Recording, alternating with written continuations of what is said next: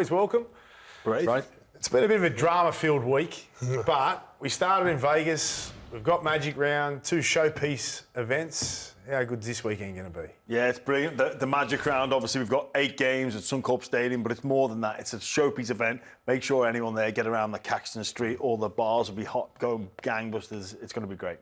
Yeah, it's just awesome for those fans to come in and watch that event. I had to experience that over in England when they had it over there. So playing at Man City and seeing all the fans from around certain towns come in and fill the stadium, which is it's all the better for the players with a great atmosphere. Nice, can't wait. Now, a lot of drama that I spoke about at the top there was around the sin bins and the high tackle and referees, bunkers, you name it, we've spoken about this week.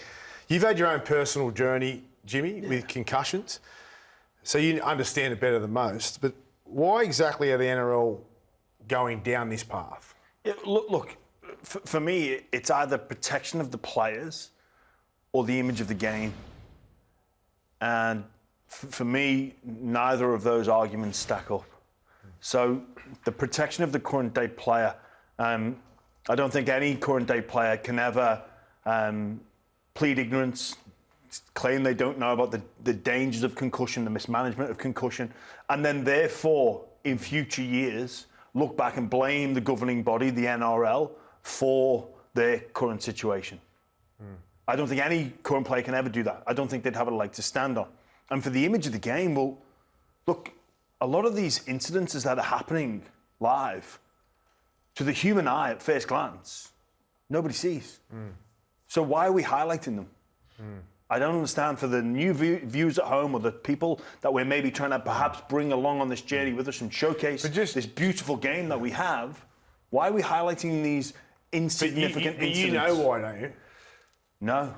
But isn't it because they're concerned about legal ramifications? Like, you've experienced it. Yeah. Like, they're concerned about that. They're trying to protect the player, but do you think they're just getting it wrong and doing that? Is that what you mean? Like, is this not the way to...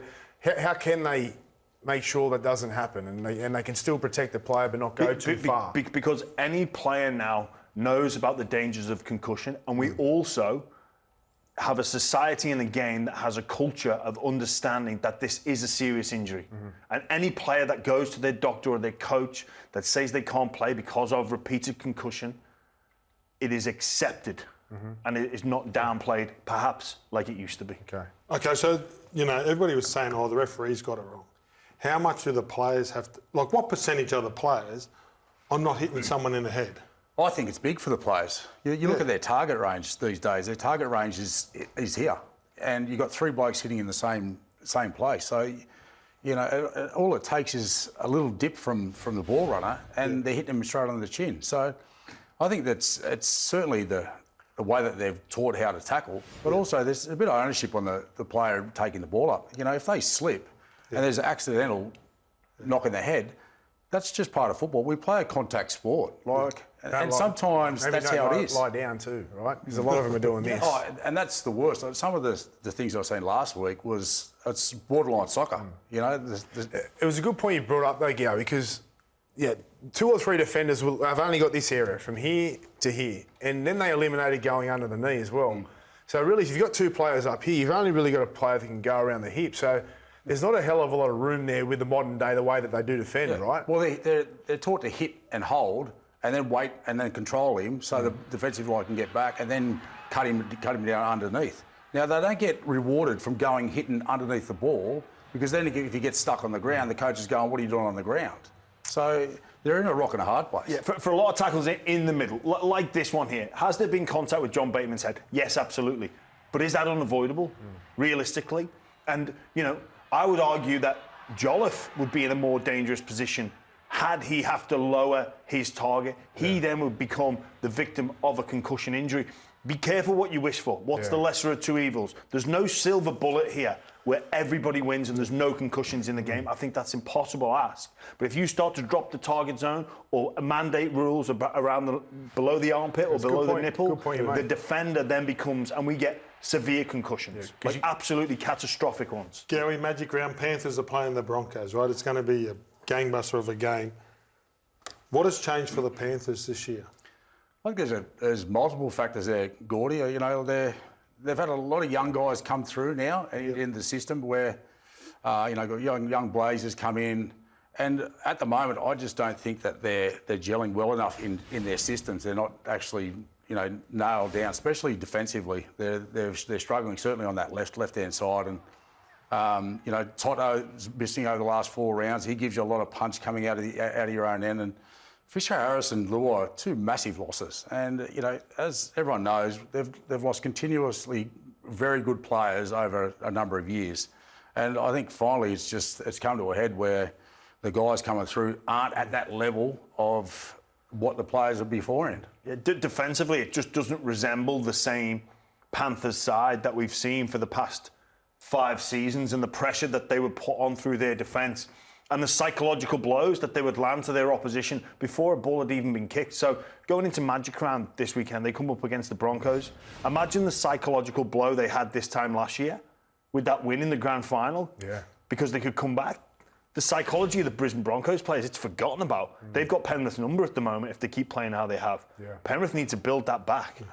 Matty and Cooper, did you see the footage of... I've seen that, yeah. What did you think of the footage of Nate? Did you agree with what they were saying? Or? I can see what they were saying, but for me, it's more what the defence is doing to Nathan because they're stacking one side on him. So if I'm playing against Nathan now, that's where the ball's going. Like Nathan's receiving the ball 3-4 times per set. Yep. So it's difficult for him. Mate. He needs to pull back. I think he needs to pull back a bit and try and put himself into the game when they're actually making a bit of inroads. And I think that's where they're missing that lack of punch through the middle for him to get off the back of that. I'll ask you both, because we just spoke about it, the New South Wales halves, Luai and Moses, the incumbent.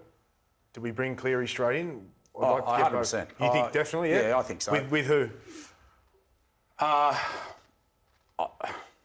Depends what happens in the next few weeks with Moses.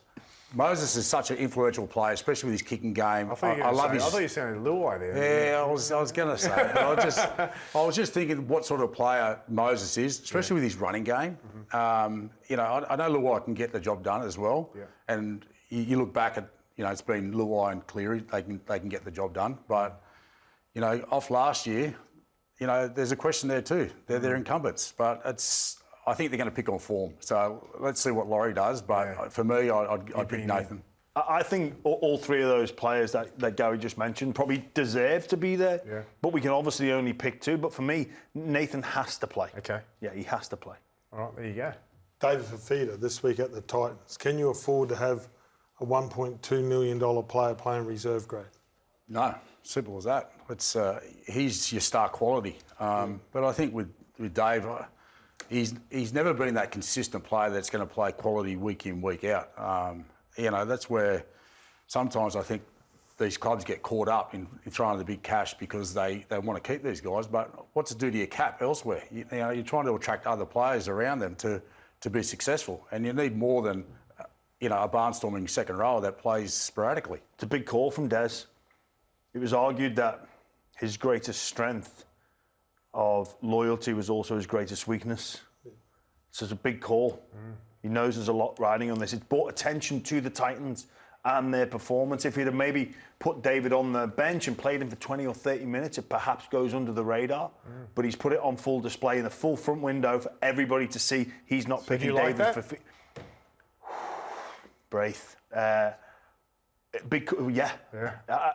So you think he's changed his ways? If I'm playing for the Dogs this weekend, I'm glad Fafita's not playing. But for the long run, I think in terms of standards that it sets for that Titans outfit, it has long-term positive effects. Okay, nice.